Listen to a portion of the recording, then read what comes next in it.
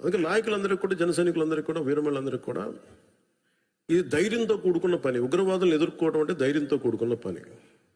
Though we are a regional party, we didn't expand as on now. We confined only to state, AP, కొంత తెలంగాణ. కానీ మన ఆలోచన విధానం జాతీయవాదం.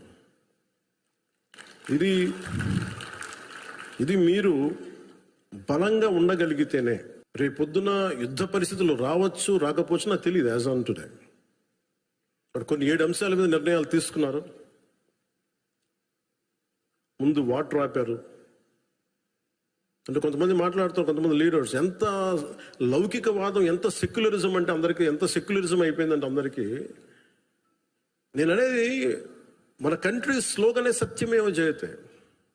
Unlike America, in God we trust అంట. 3 కోట్ల దేవతలు ఉన్న దేశాలలో మన సత్యాన్ని నమ్ముతాం, కానీ మన అమెరికాలాగా ఇన్ గాడ్ వి ట్రస్ట్ ఒక దేవుడిని పెట్టలేదు మన దేశంలో. We are beyond religion, we are beyond God. Truth is eternal. సత్యం అంటే ఏంటి? ఒక తప్పుని తప్పుగా చెప్పడం, ఒప్పుని ఒప్పుగా చెప్పడం. If I make a mistake, I'll say admitted it's a mistake. Constant కరెక్షన్లో ఉండాలి. ఎటర్నల్ ట్రూత్ అది.